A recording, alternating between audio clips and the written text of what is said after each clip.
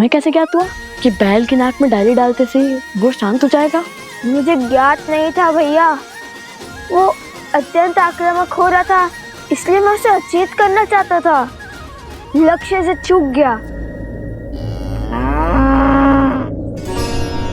हे ऋषभ महाराज, हम आपसे लड़ना नहीं चाहते, हम बस आपको हमारी गाड़ी में बांधना चाहते हैं ताकि हम अपनी माता को सुखपूर्वक फाल्गु नदी तक ले जा सके, उनके कोमल पग को कंकर और कांटों से बचा सके।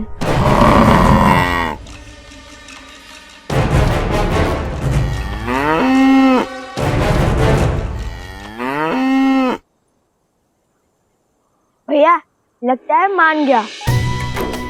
अब एक कार्य करता है, जैसे माता आश्रम में सारी गायों के सींग पर मोली धागा बांधती है, हम भी इसके सींगों पर मोली धागा बांध देते हैं।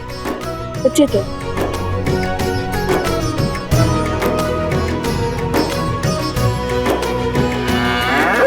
जाओ भैया। जा। सच्ची में जाओ? जा। सच्ची में? अरे जाओ।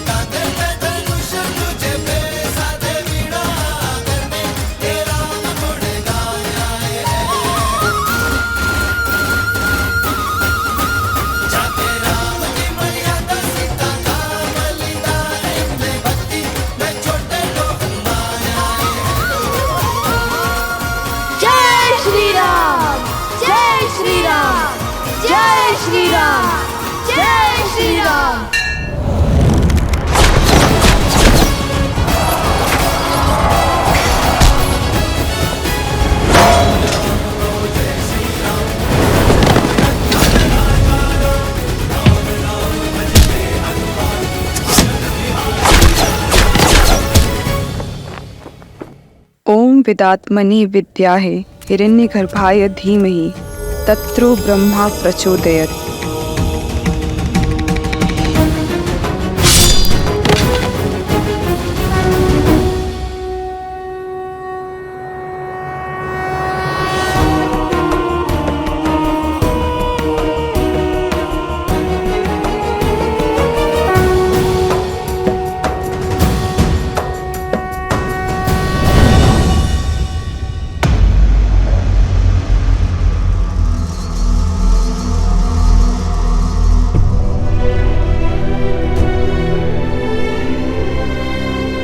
सेनापति,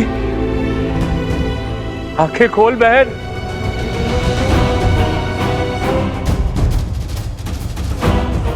मुझे मेरी बहन चाहिए। क्या किया तुमने मेरी बहन के साथ?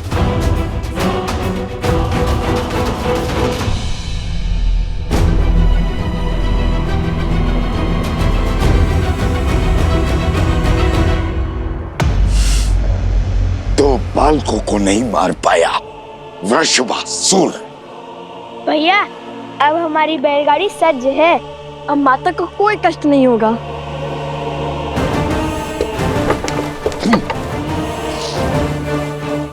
अब आज से तो केवल चंद्रबाहु से।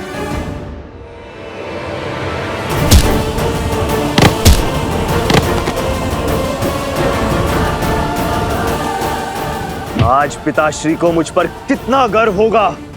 मैं शीघ्र ही राम की मृत्यु का शुभ समाचार दूंगा।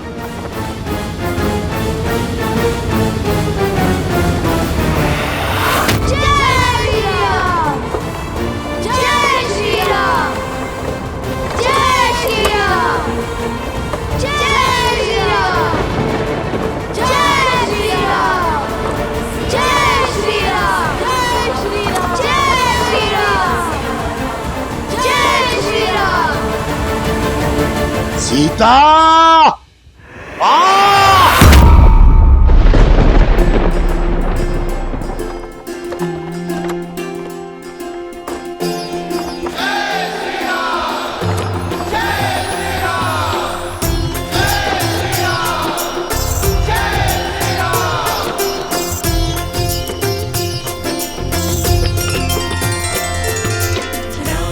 अयोध्या की ध्वजा है।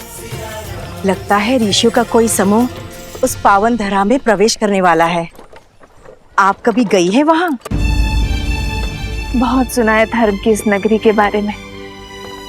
वहां के सुंदर सुंदर वन उपवन, कल कल बहती सरयू नदी, इक्ष्वाकु वंशजों की बड़ी बड़ी प्रतिमाएं और राजा राम का सुंदर महल।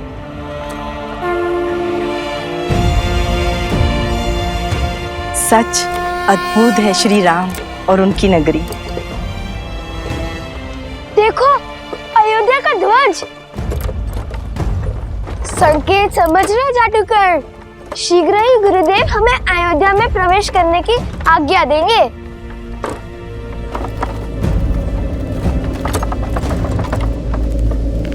लगता है वातावरण बिगड़ने वाला है।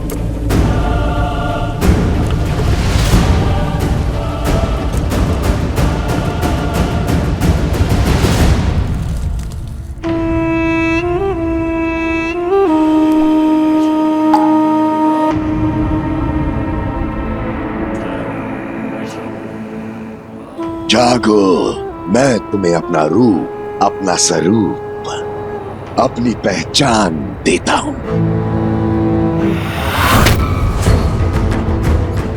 अपने महाराज को मेरा संदेश दो। इंद्र से जागने का समय आ गया है। अधर्म का आतंक फैलाने का समय आ गया है।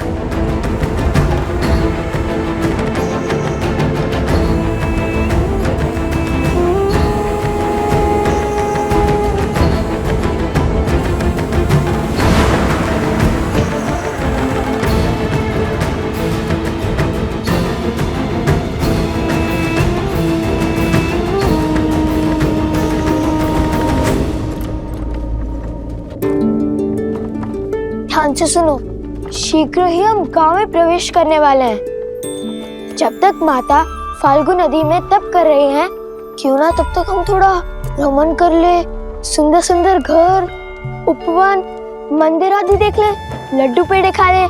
क्यों, कैसा विचार है? यह विचार तो बहुत अच्छा है, किंतु मेरे मन में एक विचार और आ रहा है। एक बात बताओ, सच में ये ऋषभ उतना भव्य है जितना तुमने कहा था? लगता तो बड़ा शांत है, इतना भयंकर था वो, तो तुमने पकड़ा कैसे? क्या कहा तुमने? कुश ने इस बैल को पकड़ा?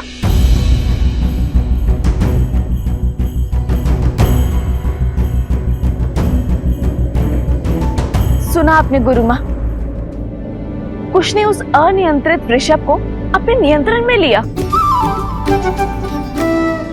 अच्छा, अब तुम असत्य भी बोलने लगे हो। सत्य कह रहा हूँ माता, केवल मैंने नहीं किया, जो भी किया हम दोनों ने किया, है ना लव भैया? लव?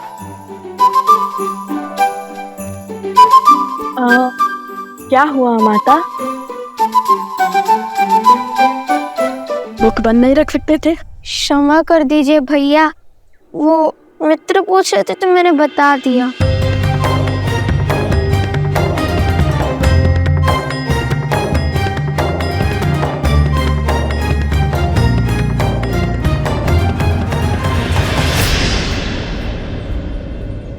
माता!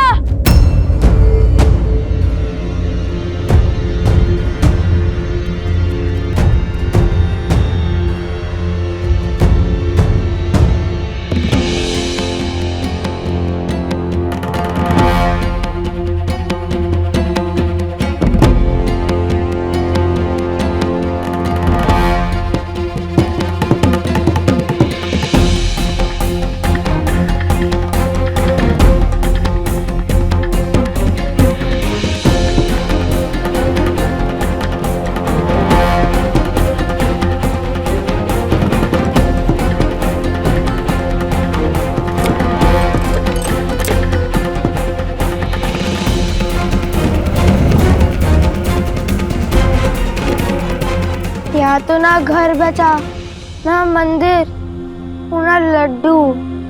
लगता है घोर विपदा आ पड़ी है इस गांव पर।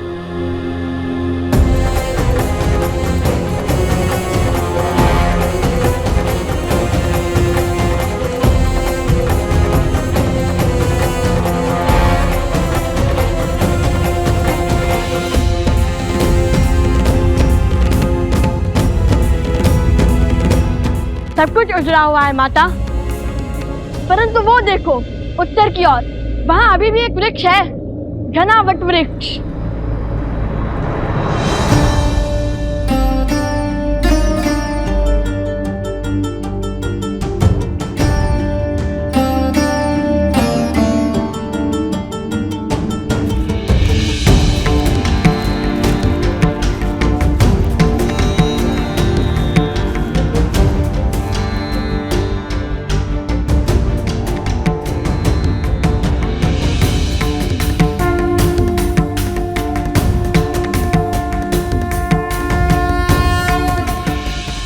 ये कौन है?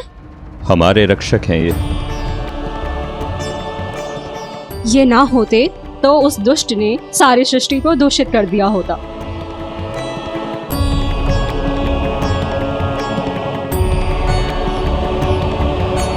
माता, ऋषिवर कब से तपस्या में लीन होंगे? अनेक वर्षों से। आपको कैसे पता?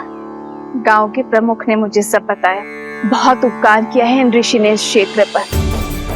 इनके तपोबल से ही ये केवल एक वृक्ष जीवित रह पाया है, अन्यथा आसपास का सभी क्षेत्र विष से पीड़ित होकर रिक्त हो चुके हैं और जो बचे हैं उनको कोसों दूर चलकर जाना पड़ता है शुद्ध जल लाने के लिए।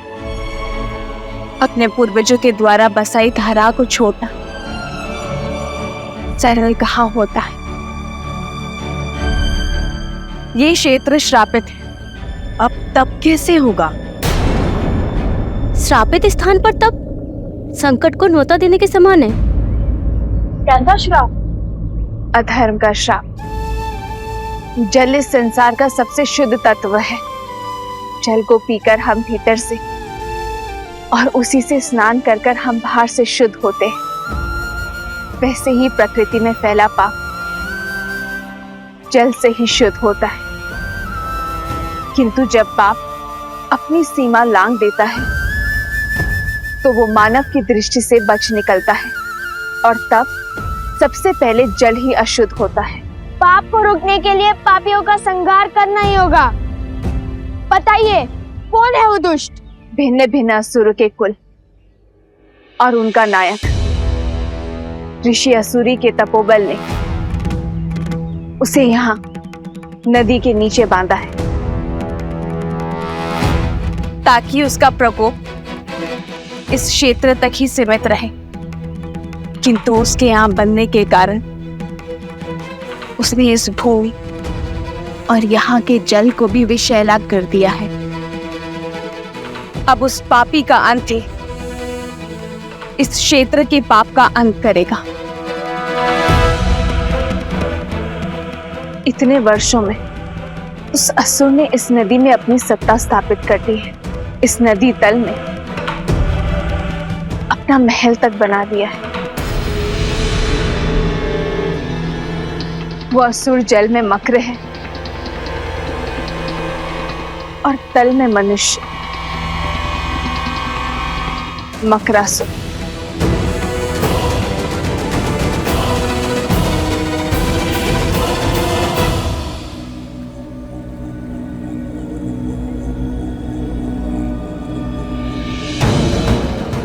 आओ मकरासुर, आओ, तुम्हारी ही प्रतीक्षा थी।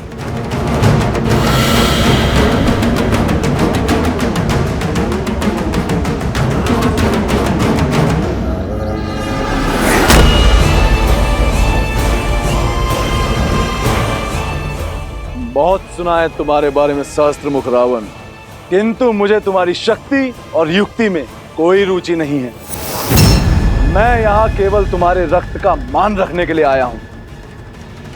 सुमाली जैसे असुर और पुलस्त्य जैसे महान ऋषि का अंश जो है इसमें।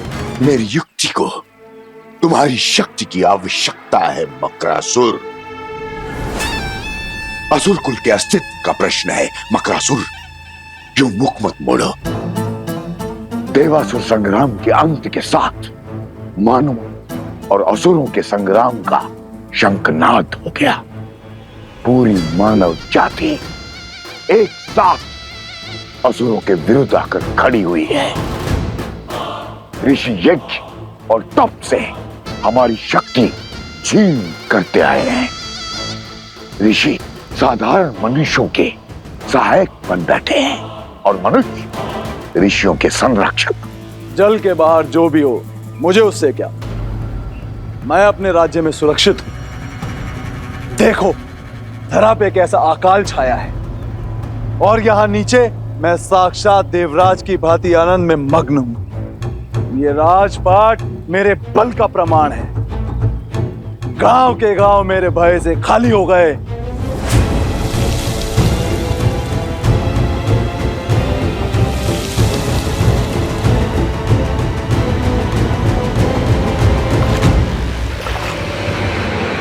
क्या हुआ मकरासुर? इतनी शीघ्रता क्या है? कोई है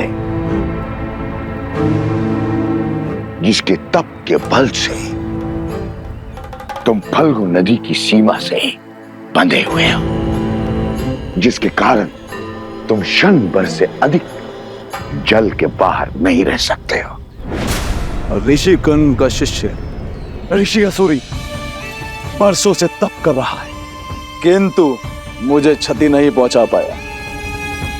कुछ नहीं है उसके वश में।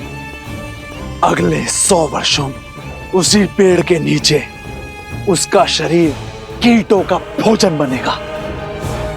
फिर मैं स्वतंत्र होकर इस नदी के पार जा पाऊंगा और पलक झपकते ही मेरे 100 वर्ष बीत जाएंगे। यदि शत्रु एक से अधिक हुए तो, और 100 वर्ष यदि अनंत काल में परिवर्तित हो गए तो। किसकी बात कर रहे हो? कौन है वो? वही जिसने धर्म की स्थापना का बीड़ा उठाया है। कौशल नरेश श्री राम।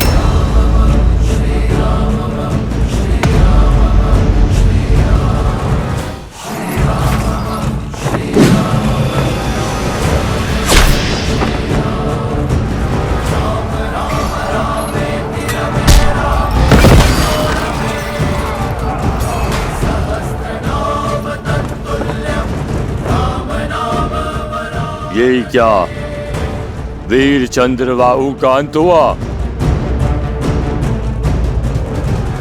ओम विदात्मनि विद्याहे हिरण्यगर्भाय धीमहि तत्रो ब्रह्मा प्रचोदयत्। ओम विदात्मनि विद्याहे हिरण्यगर्भाय धीमहि तत्रो ब्रह्मा प्रचोदयत्।